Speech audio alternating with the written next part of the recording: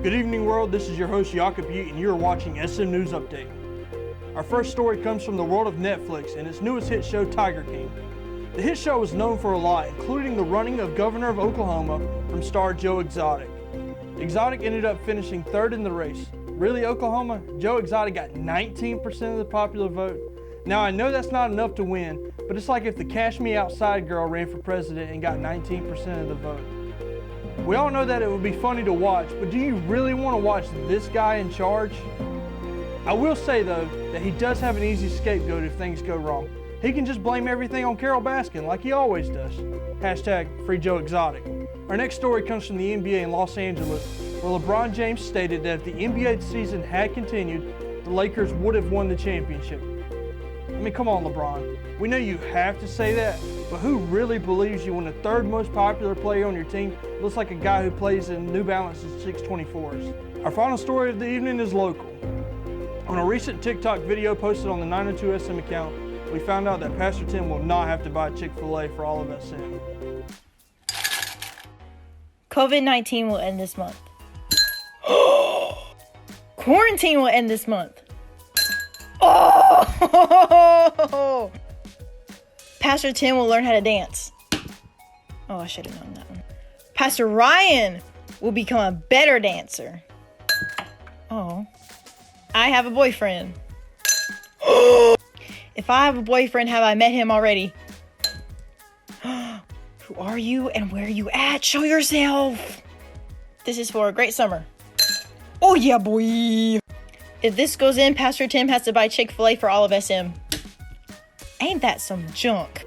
When asked how he felt about it, Tim said this, end quote, "I'm bummed that I cannot buy Chick-fil-A for SM. I guess I would have to get Jake something instead," end quote. I do not know who this Jake guy is, but I imagine he would like to thank Tim for buying him all that Chick-fil-A. For SM News Update, I'm your host, Jakob Butte. Enjoy the following message and good night from Studio 209.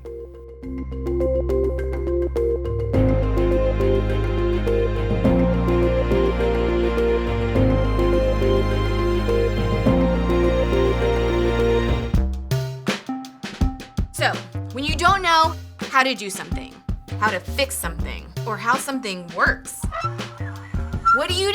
Ask a teacher? Ask your parents? Ask your friends? Ask someone you really know and trust? No! You go to the internet and ask some randos. But I'm not talking about creeps here, I hope. No, I mean the people of the internet! You know, those people who make how-to videos. Because chances are, if you're trying to figure out something, someone on the internet has already figured it out for you. Things like, how do I unsend a text? No. How do I do a winged eyeliner? How do I get rid of the zit by Friday night? How do I get out of gym class? How do I screen cap Snapchat without getting caught? They'll never know. But then there are things in life that don't have an easy fix, that don't have a simple solution, that don't have a how-to video. Things like what to do when you have problems with family, or when it seems like you have no control in your life, or what to do when someone has done something to you. I mean, clearly, they gotta go. The truth is, there's a lot of life that doesn't have a solution you can just find online. So how do you know what to do when you don't know what to do?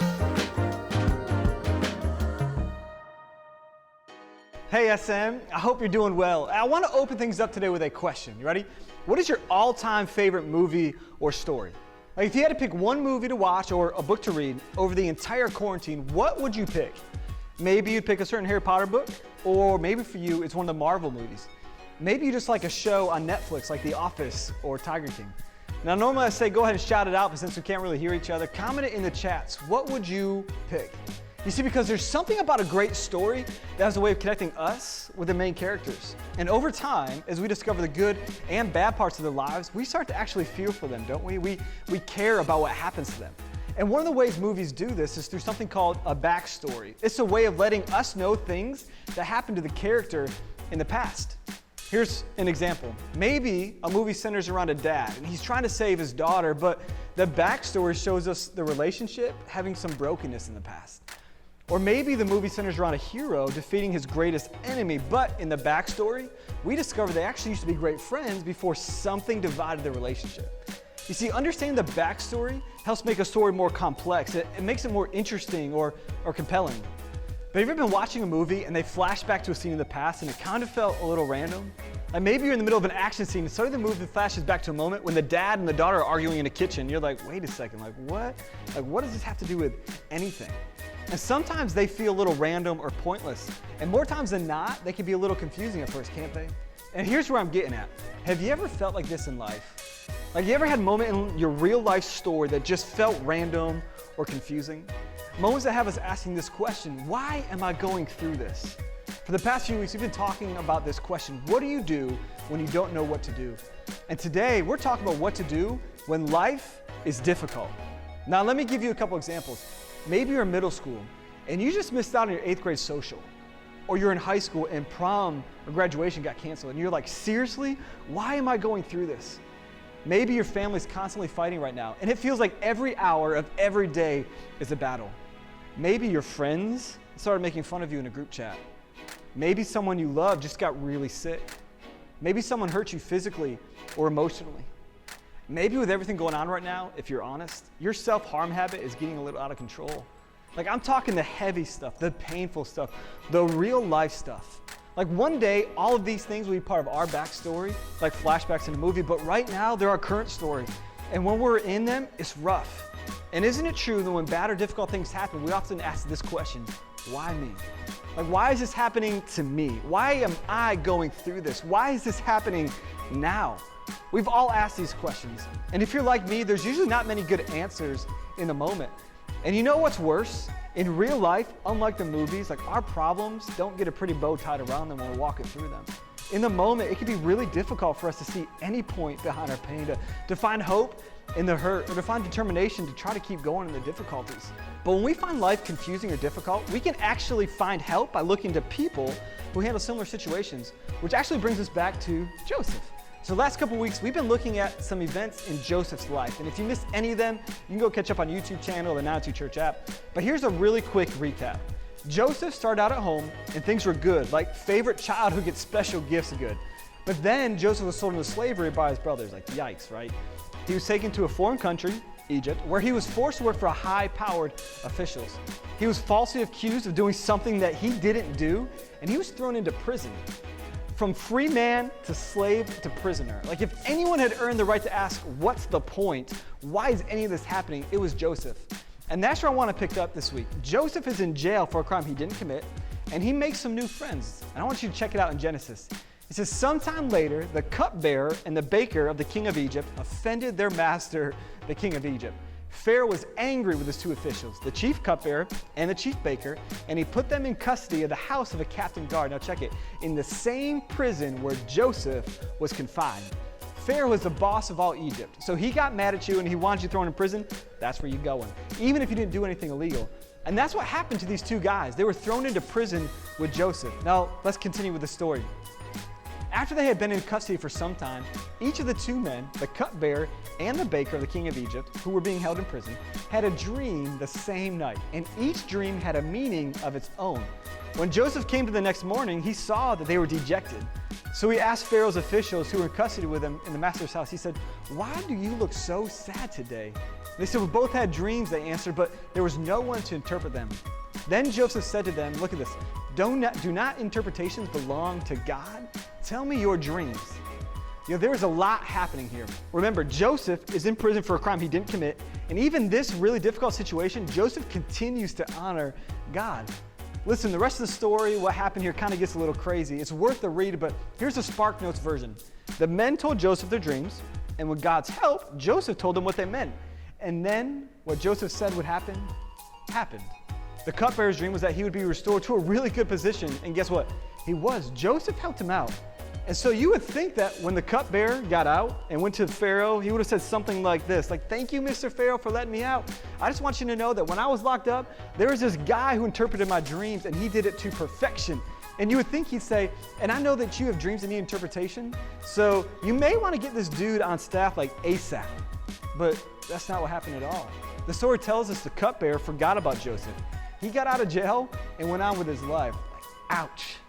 Over time, as Joseph was waiting in jail for his friend to remember him, he only realized that not only did his friend forget him, what he did to help his friend didn't help his situation. And I'm sure he was tempted to wonder, what was the point of all that? It didn't help get my life better at all. Like, has God forgotten about me? I thought I did what was right, and here I am, I'm still sitting in jail. Now look, fast forward 2 years later. Pharaoh had 2 dreams that troubled him. He desperately searched for someone on his staff who could interpret them, but look, it says no one could. And that's when the cupbearer remembered Joseph. Pharaoh called for Joseph, who interpreted the dream perfectly, and as a result, check it, eventually Joseph was made second in charge of all of Egypt. And while in charge, Egypt survived some really bad stuff, like a bad famine, which actually put Egypt in position to save Joseph's family, who was suffering from the famine, away. But look, it was 2 full years before the cupbearer even remembered Joseph. For 2 years, Joseph went through a very hard and difficult season. And even when Joseph was promoted to a position of power, he was still living in a foreign land. He wasn't able to go home as a free man. And Joseph was still under Pharaoh, which meant that if Pharaoh was having a bad day and he wanted Joseph dead, look, he could snap his fingers and make it all happen. So no, this did not make Joseph's life perfect, not even close. But when we see the big picture and understand the context to the backstory, we see that Joseph's circumstances uniquely positioned him to do something great. Now, Joseph still had to wait 2 years. And even with all the good things that happened in Joseph's world, it didn't make those bad things okay. Being promoted didn't somehow undo the challenges he faced that were leading up to that. But look, at the same time, those difficult circumstances actually positioned him and prepared him for something great, something only he could do. And the same is true for me and you. Hard things happen in life. And it's important to remember that just because something happens doesn't mean it was something that God did or that God wanted for you. You see, because of this thing called sin, things happen in life that aren't fair, and things happen that don't make a lot of sense. People hurt each other, and they create systems of hurt. But when it seems like it's impossible that anything good could come out of the situation, I want you to remember this. God is really good at doing the impossible.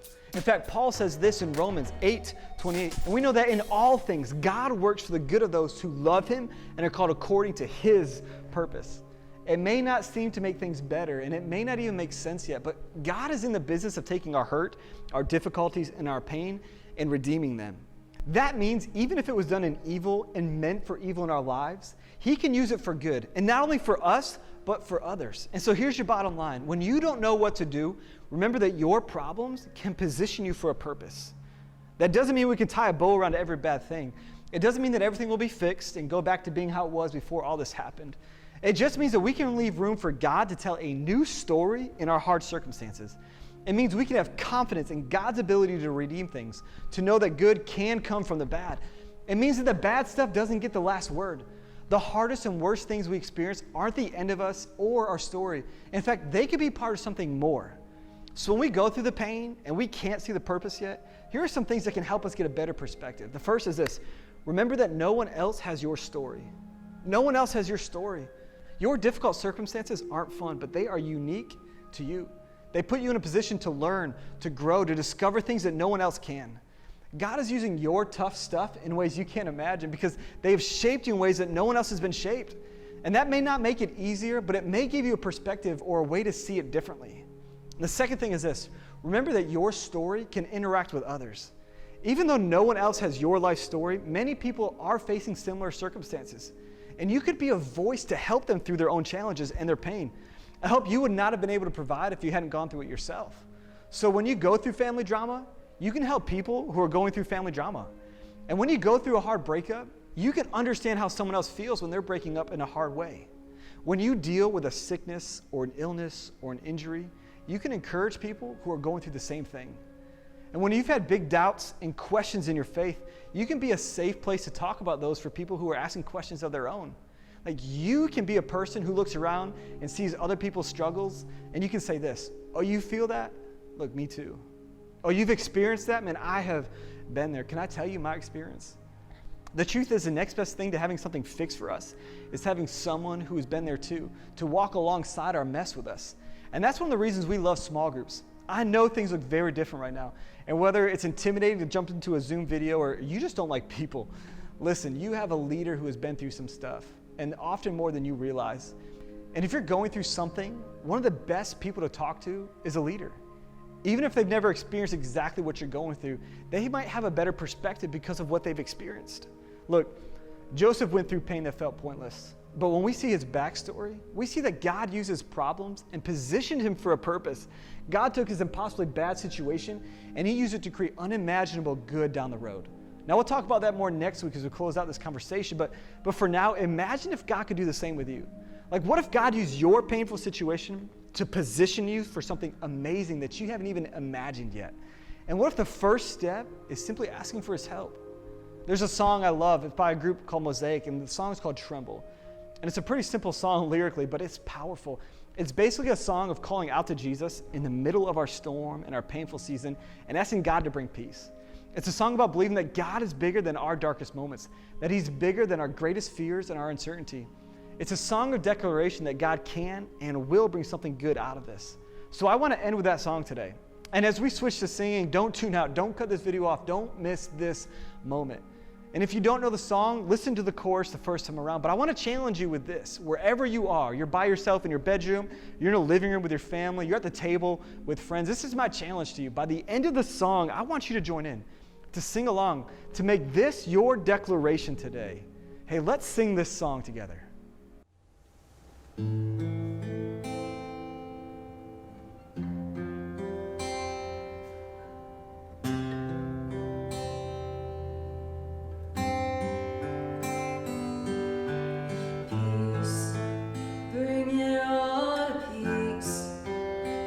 Surrounding me, let it break at your name. Still, call the sea to still, the rage in me to still every wave at your name. Jesus, Jesus, you make the darkness tremble. Jesus, Jesus,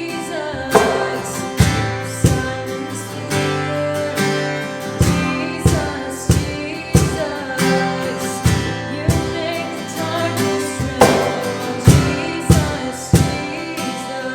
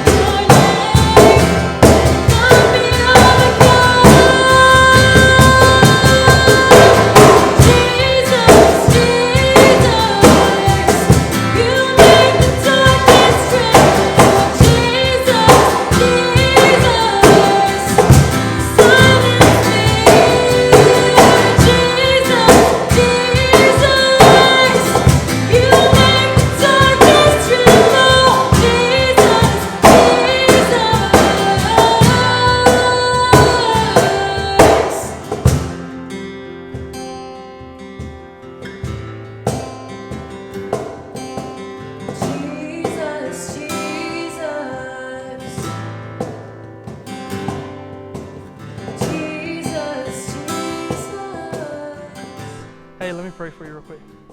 Hey, God, first of all, we'd like to thank you for this message that Tim has brought for us, that we can learn that our pain can have a purpose behind it, Lord. And we know sometimes that it doesn't feel that way, But God, will you show us that this pain is only temporary and that our story is continue to be written and that our story is going to get better as life goes on. Hey, I pray for every student here. I pray for every leader watching that they know that they have somebody to talk to. They have a trusted adult in their life, a small group leader that they can talk to about the real hurts that happen in their life. I pray that these students understand that they do not have to suffer in silence, that they can talk, and that these small group leaders aren't going to judge them or treat them any differently. They're going to love them, and they're going to continue to serve them because that's what we're called to do as believers, as a body of Christ. And God, I pray as we go into our week that you continue to watch over us during these difficult times of quarantine. I pray that you look after us and that you continue to love us like only you can, Lord. And I say all these things in your name. Amen. Hey guys, we love you. We're praying for you, and we'll see you next week.